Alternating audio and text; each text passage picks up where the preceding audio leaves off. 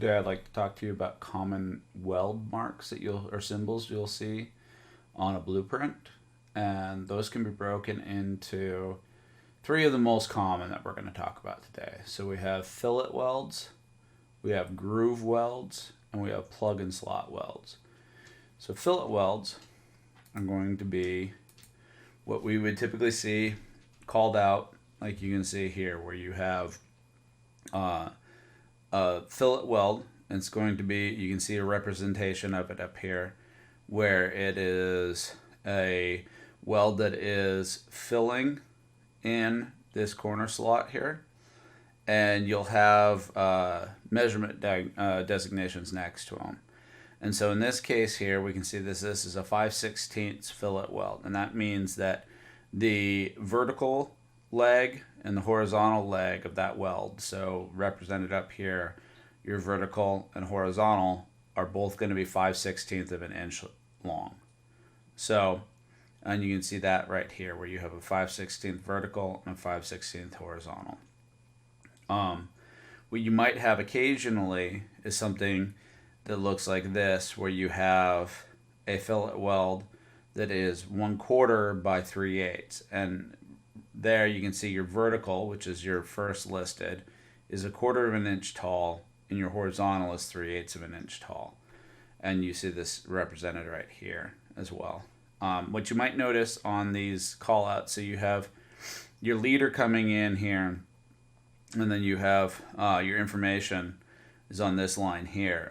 The vertical is always going to be represented on the left. So you can see there's a few different ways that these can be drawn, depending on where you need that arrow to go in from. Say if you had something in the way up here as part of your drawing, you can have all these different representations where the arrow can be pointing in. This is just a different version of that, still calling out for a fillet weld along that point there.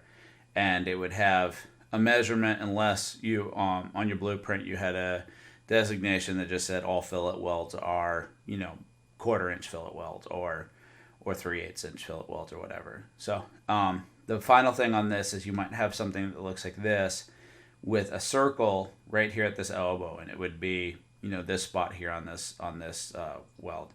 And basically what you would have here is you would have a fillet symbol as well.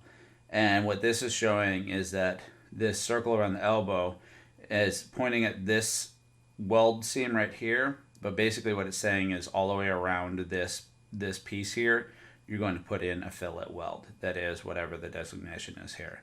And you can see that this would be the representation of that weld. So a few other things that you might find on your fillet weld callouts is, so this is a 1/4 inch fillet, right? We have the triangle signal there. And then it's saying we want 2-inch long beads, and we want them to be 4-inch apart. And the way that 4 call out is, and you can see this here, you have a 2-inch long bead, but the 4 inches is from the start of your first weld to the start of your second weld. So you actually have a 2-inch gap in between them. So it's not a 4-inch gap between them. It's from start to start is that second call out. So that's a 1/4 inch to 4 is what you see here. And you end up with 3 of them. And it was asked in class, is there a designation that says, hey, I need 3? And no, there's not. Basically what you do is you would look at your total length, and you would divide them out equally with a 2-4 spacing. And it's a little bit more obvious over here where you have 1 bead, but this is a 1/4 inch with a 6-inch long bead. And you center that along this piece is where the weld is. So because it's a single. Same thing here.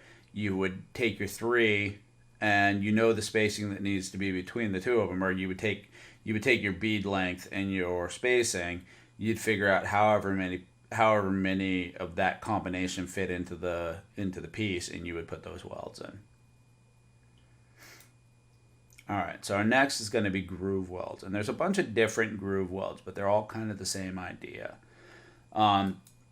So our first is going to be square groove, and you can see here that it's designated with 2 parallel lines that are perpendicular, or 2 parallel lines. They're perpendicular to the header line here, but they're vertical parallel lines. with a call out for the width in there. And what you're looking for here is that's actually going to be the gap between, and then you're going to fill in that groove. So as we go across, we have some beveled ones here.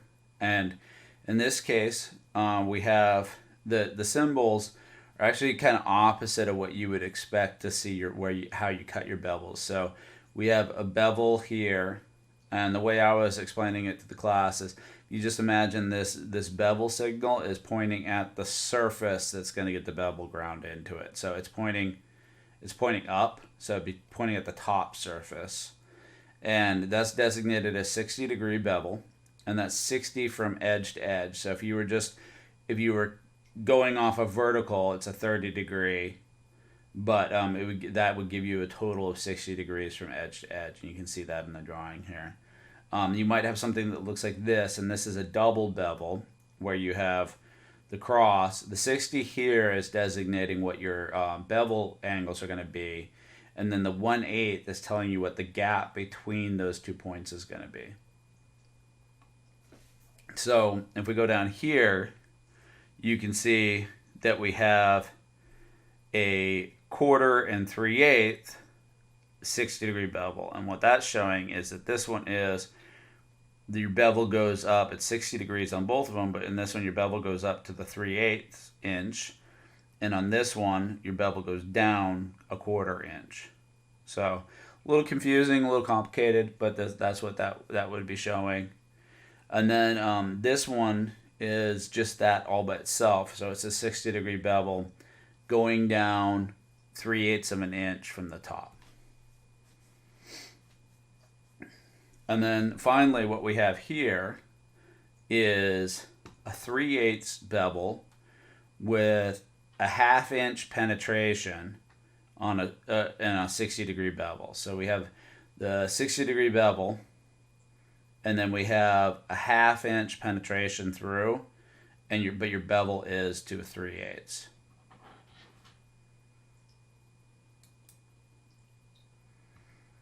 All right, now we're going to get into some of the other different bevel callouts. So this would be a bevel groove weld. That's where you only have a bevel on one side, and you can see that the designation has a vertical perpendicular line and then a line to designate an angle, and then it tells you what that angle is there, and you can see that the representation of that. We have a U groove weld. We still have a degrees in there, and if you look at where those degrees are represented down here, is we have a U that's going 3/4 of the way through the piece of metal, or the two pieces of metal, and the 60 degrees is if you went from the throat of that groove up to the edge. And so from edge to edge down to the throat, you're going to have a 60-degree angle in there. And then we have a J groove. And a J groove is vertical on one side and then half of a U groove on the other side. So, and the designations is similar to what we saw with the U groove, except for you have a perpendicular vertical line here and then that half of the U. And then we have a designation here that we want it to be 3/4 of the inch down, and we want it to be 40 degrees. So, all right, here's two more types of bevel grooves. These are when you're dealing with round stock, and these are the designations that you might see with those. We have a flare V bevel groove, and that's when you have two pieces of round stock coming together. And what you have here is two callouts. You have a 1-inch callout, and that's going to be from where the two pieces touch. So if you drew a center line through these two round stocks and you have that point, it's going to be the distance from that point up to the top of your weld. And then the 5/8 is going to be the actual depth of that bead. And then we have a flare bevel groove, and that's where you're joining a round stock to a flat stock. You have similar callouts with this. We have 3/4 from the center line of that round stock to where it contacts the flat stock, So that's 3/4 of an inch up from that center line to the top of the weld. And then the bead itself is a 3/8 inch bead. And you can see in this case that it's designated that you're doing it on both sides. Where up here, it's only showing the one side. If it was to go all the way through, these instead of being quarter circles, they'd be half circles all the way through. All right, and then finally, we have, well, no, not finally, sorry. This is the next part of the bevel groove. We have some designations here where we have a designation for a backing bar. So you're putting in a backing bar here. So you have a bevel groove that's cut all the way through at 60-degree bevel, and then you put a piece of backing bar behind that. Sometimes dissimilar, so it would come off. Sometimes as a structural piece of this weld. And then we have a melt through indicator where you have a bevel groove, but you're indicating that you want a certain amount of material melt through it. And in this case, we're looking for a 1/8 high bead to come through on the back side of the 60-degree bevel. All right, and then finally, we have plugs and slot welds. And these would be when you're joining two pieces of metal together, sometimes dissimilar metal. Sometimes if it's thin sheet metal, you need to do it this way. And essentially what you're looking at is the weld is joining with this bottom piece.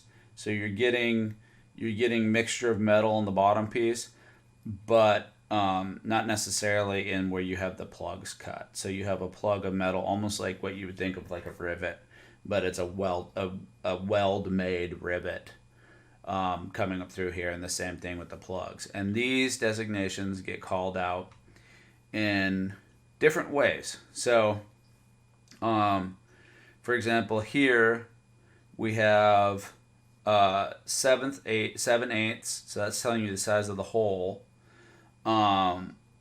We're calling out a 3 for the distance between them, right? So in this case, we have another call out here, and these are for these longer ones, and you're still doing plug welds. They're 1 inch or 1 millimeter probably, well, 1 inch in this case, wide, right? We can see that. They're 5 inches from center to center on these. So from center of this to center of this, and they are 3.5 inches long. So you have 1, 3.5 inch, and 5 are those designations, and you need 2 of them here.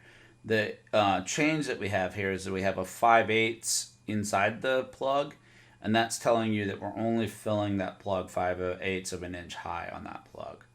So that's what that call out means there. All right, and so those are our 3 most common kind of weld call outs. There's going to be a few more, and we'll go over those as we run into them in the class, but those are the ones that you're going to see the most often. So I guess I'll see you next week. Bye.